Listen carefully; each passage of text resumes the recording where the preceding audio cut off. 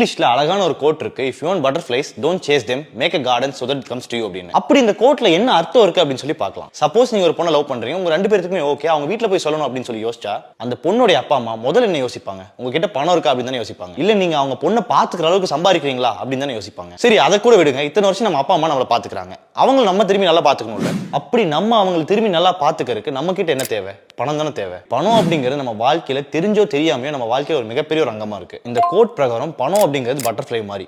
நம்ம எல்லாருமே அந்த பட்டர்ஃப்ளையை பிடிக்கணும்னு சொல்லி ஓடிக்கிட்டே இருக்கோம். ஆனா நம்மளால பிடிக்கவே முடிய மாட்டேங்குது. அதே சமயத்துல அந்த பட்டர்ஃப்ளை வந்து நம்மளை தேடி வந்து உட்காரக்கூடிய ஒரு தோட்டமா நம்ம உருவானோம்னா நம்ம பணக்காரன் ஆகும். ஆனா எப்படி இந்த பணம் அப்படிங்கிற அந்த பட்டர்ஃப்ளையை நம்ம கிட்ட வந்து உட்கார வைக்கிறது அப்படின்னு சொல்லி நீங்க யோசிச்சீங்கன்னா, நீங்க இப்ப இருக்க ஆளா இல்லாம நீங்க யாரா ஆக போறீங்க அப்படிங்கறது ரொம்ப ரொம்ப முக்கியம். ஏன்னா எவங்கிட்ட ஒழுக்கம் இருக்கோ அவங்க கிட்ட நல்ல பிளான் இருக்கும், எவங்கிட்ட நல்ல பிளான் இருக்கோ அவங்க கிட்ட பணம் இருக்கும். அந்த ஒழுக்கம் இருந்ததுன்னா அந்த பட்டர்ஃப்ளை நம்ம கிட்ட வந்து இப்படி உட்காரும். என்னைக்குமே பணத்தை தேடியோ இல்ல பொண்ணுங்களை தேடியோ ஓடாதீங்க, அவங்கள உங்க பின்னாடி வரவீங்க. அதுக்கு நீங்க அவங்க ஹேண்ட்பேக் தான் புடிக்கிட்டு போகணும்னு இல்ல, நீங்க ஒரு தோட்டமா மாறுங்க, பட்டர்ஃப்ளை உங்க மேல வந்து உட்காரும்.